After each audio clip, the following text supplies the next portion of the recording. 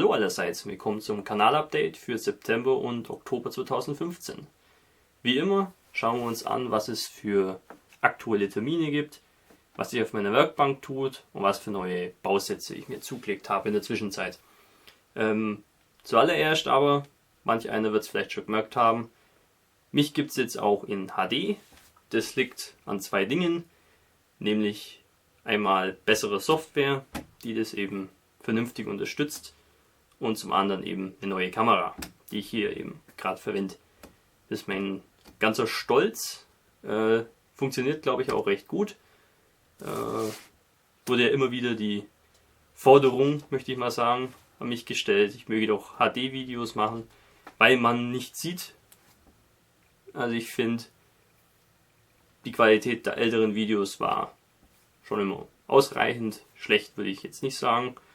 Ich denke, HD hilft vielleicht ein bisschen, aber das wird sich dann in der Zukunft zeigen, wie gut das funktioniert, wie gut ich das anwenden kann. Ich werde es auf jeden Fall versuchen und demnächst ein paar Videos machen, wo ich das vielleicht ein bisschen ausnutzen kann, den neuen Vorteil.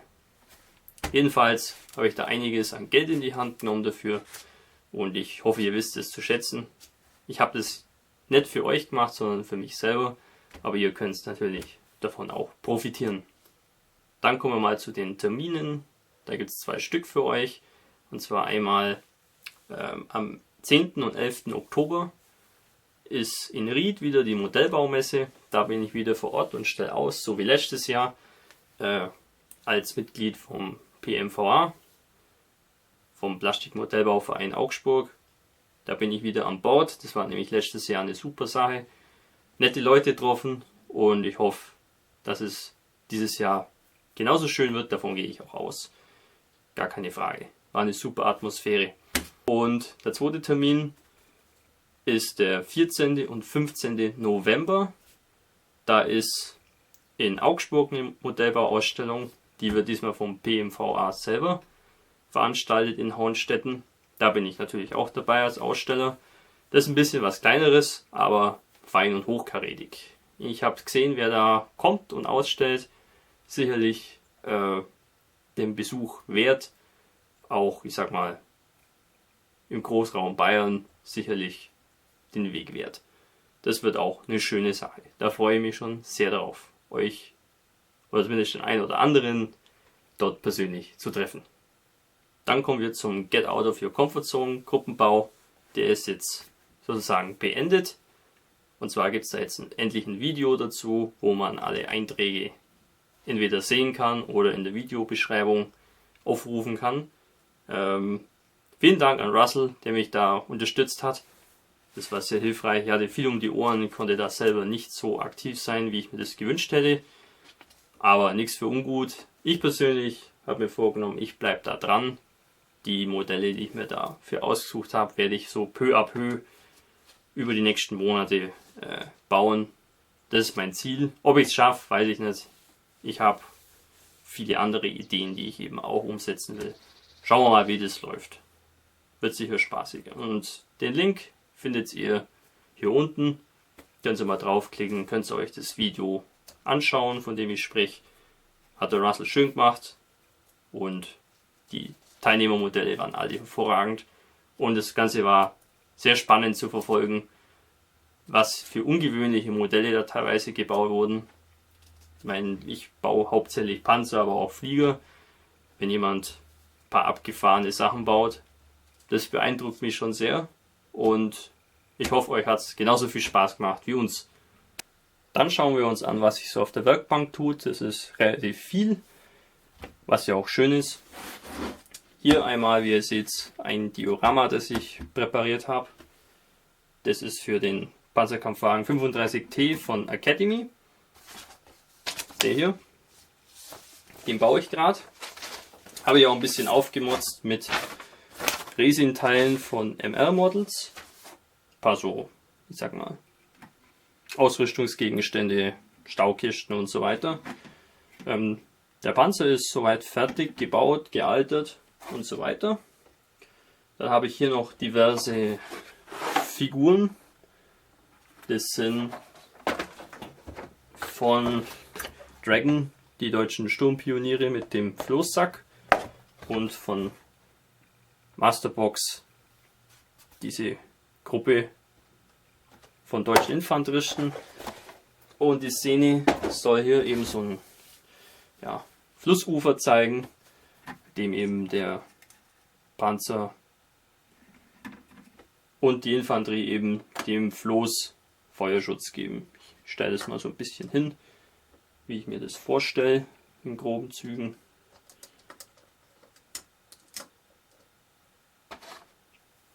Also Masterbox-Figuren sind halt immer eine tolle Sache. Die haben einfach unheimlich dynamische Posen und ungewöhnliche Posen auch. Jetzt selbst für so einen Feuertrupp hier eigentlich eine schöne Sache. Ja, Panzerkommandant gibt es auch noch. Der lugt hier ein bisschen raus. Falls ihr euch fragt, warum das so eigenartig aussieht, sieht man auch hier auf dem Einband, hier ist so ein Foto. Das hat mich ein bisschen inspiriert dazu. Der Academy-Bausatz, den habe ich schon mal vorgestellt in einer Bausatzbesprechung. Baut sich sehr einfach, recht detailliert. Da gibt es wirklich nichts zu meckern. Ist auch anfängertauglich, finde ich. Und der Preis ist natürlich unschlagbar. Da fehlt sich gar nichts. Also das ist wirklich ein schönes Modell, würde ich dem Bronco-Bausatz eigentlich schon vorziehen. Das zweite Diorama-Projekt, an dem ich gerade arbeite, dreht sich auch um die früheren Kriegsjahre und beinhaltet von Tamiya den Shomuha-Panzer. Der ist auch erst dieses Jahr rausgekommen, brandneu. Dass der sich toll baut, ist, glaube ich, selbstverständlich. Ich habe trotzdem entschieden, den ein bisschen aufzuwerten mit Resin-Teilen von MR-Modellbau, weil einfach, ich sag mal, die Gussstruktur an manchen Teilen nicht so schön ist. Und ich habe auch festgestellt, dass gerade an diesen Luken hier seitlich Nummern aufgeprägt sind und die Bausatzteile haben das eben nicht. Die Resin-Teile gleichen das aus. Und das Schöne war, da war auch noch ein Alurohr dabei und aus Messing das Koaxial Maschinengewehr. Ist eine schöne Sache. Da ist natürlich die Tarnlackierung recht aufwendig. Damit es dann auch ein Diorama wird, braucht man auch Figuren. Da habe ich mir hier von Verlinden diese französischen Panzersoldaten besorgt. Da ist einer verwundet, ein anderer ergibt sich. Das soll ein recht kleines Diorama werden, was eine Szene in Nordfrankreich zeigt.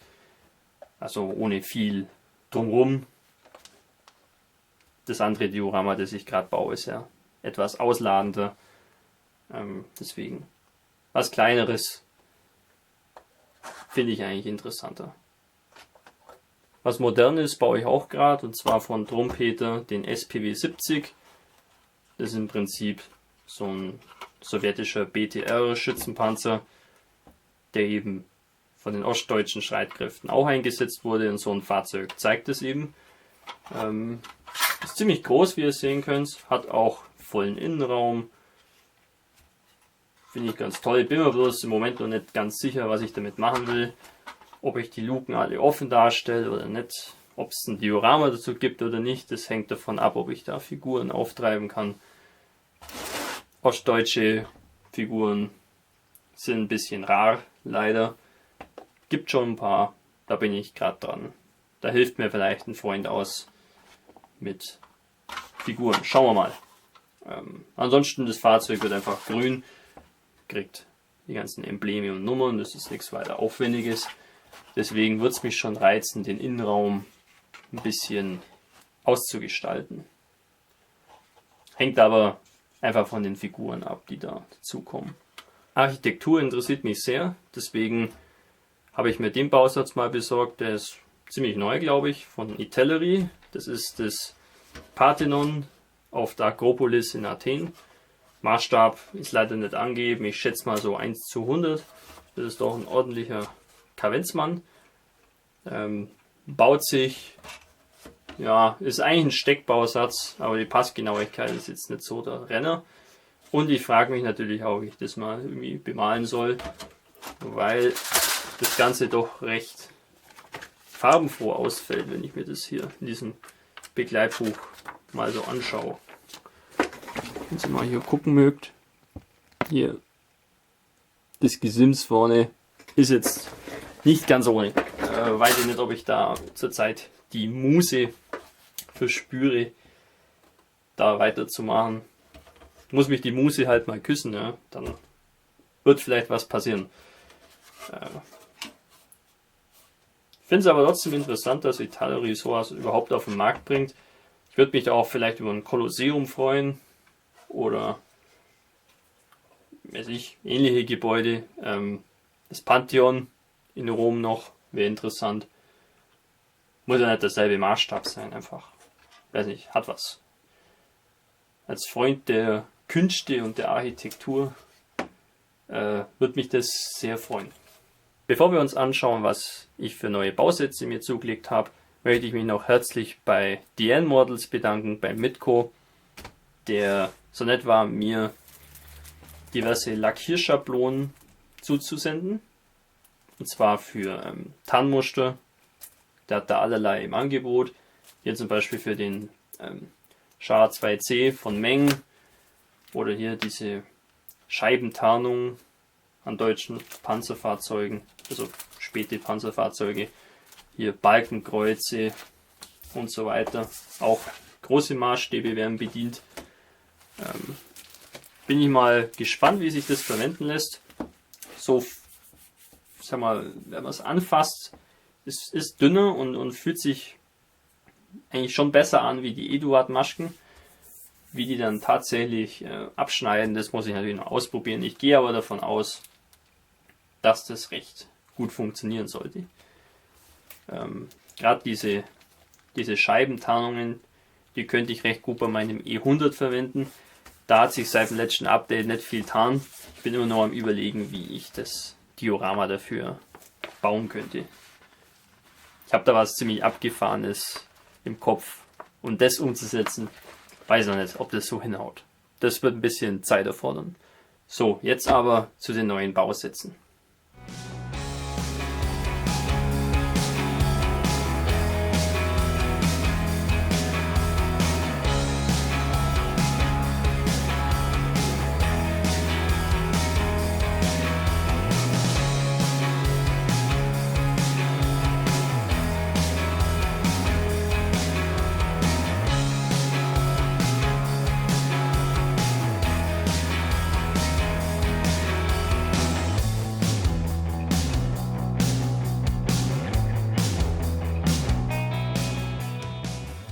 Wie ihr gesehen habt, da waren ein paar nette Sachen dabei, die nicht alle unbedingt was miteinander zu tun haben. Das sind einfach teilweise Komponenten, die ich für Dioramen brauche, die ich so im Hinterkopf habe. Teilweise sind es einfach reine Impulsivkäufe, Sachen, die mir einfach gefallen haben, wo ich noch nicht so ganz weiß, wie ich die verwenden soll, aber das wird sich zeigen. Die Kreativität sind bekanntlich wenig Grenzen gesetzt. Bei dem Meng Leopard 1 dachte ich mir, dass ich da vielleicht einen Baubericht mache. Einfach schon allein wegen der neuen Kamera, um die mal auszuprobieren, wie sich das handhabt. Ich denke, da freut ihr euch bestimmt schon drauf. Ich hoffe, dass ich da relativ bald dazu komme, sobald die Werkbank ein bisschen leerer wird. Mal ein paar Sachen fertig bekommen für euch. In nächster Zeit könnt ihr euch auch auf ein paar Videos freuen aus Frankreich. Da fahre ich nämlich demnächst hin, mache eine kleine Rundreise an der Kanalküste hauptsächlich. Schaue mir da ein paar Bunker an, Museen, Städte, was mir eben so über den Weg läuft, was mir Spaß macht zum Filmen. Dafür habe ich eben auch die Kamera. Ja, das wird eine ziemlich umfangreiche Rundreise. Ich mag sowas, aber das Spontane. Und ich bin auch froh, dass ich in der Lage bin, mir diese Zeit prinzipiell jederzeit nehmen zu können. Das ist natürlich auch ein Luxus. Das Ganze in groben Zügen ist von Calais rüber in die Normandie und dann südlich von Paris wieder zurück über Orléans zum Beispiel. Das ist noch nicht ganz sicher, wie das genau abläuft. Das sehe ich dann, wenn ich vor Ort bin. Wird auf jeden Fall eine spannende Sache. Ich bereise Frankreich sehr gern. Das ist ein schönes Land. Die Leute sind nett. Ich kann kein Wort Französisch, außer Bonjour und Baguette. Aber das spielt keine Rolle. Ich hatte da nie Probleme.